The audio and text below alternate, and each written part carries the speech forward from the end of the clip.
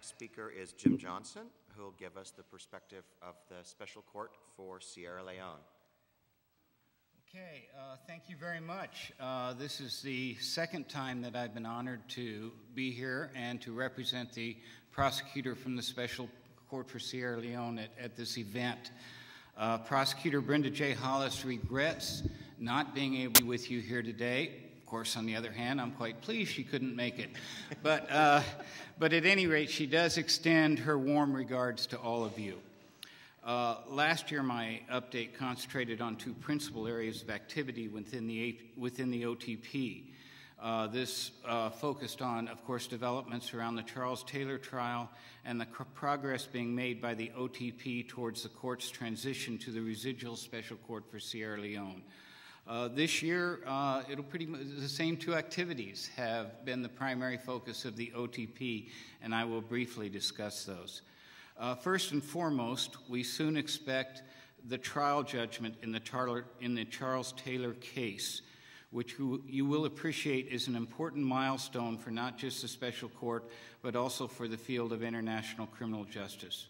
We are expecting that in the near future, the trial chamber will give notice of the date of that trial judgment and when it will be handed down. You will recall that Mr. Taylor was charged under an 11-count indictment for crimes against humanity, war crimes, and other serious violations of international humanitarian law. The prosecution introduced the evidence of 100 witnesses. 94 of those witnesses testified live at the trial. Of those witnesses, we considered 29 of those witnesses to be insider witnesses. Prosecution introduced over 600 exhibits, and the prosecution's evidence continued for some 13 months, which included 3 recesses in the court's calendar. The defense concluded their case on 12 November 2010 after calling 21 witnesses. Mr. Taylor himself testified from mid-July 2009 until early February 2010, and the defense introduced nearly 500 exhibits. The defense case lasted nearly 16 months.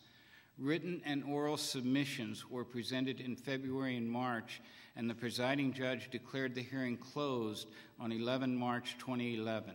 Since that time, the trial chamber has been in private deliberations on judgment.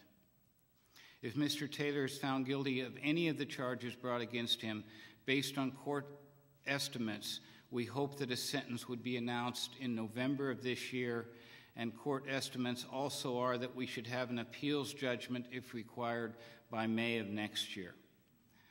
I am sure that you will not need to be reminded that while he was sitting head of state, Mr. Taylor was indicted with these crimes.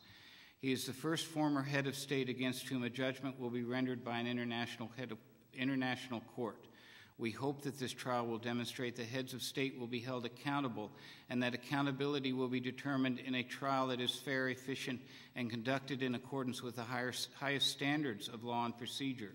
Regardless of the outcome, we hope that leaders and heads of states will look to the trial of Mr. Taylor as an affirmation that with leadership comes not just power and authority, but also responsibility and accountability.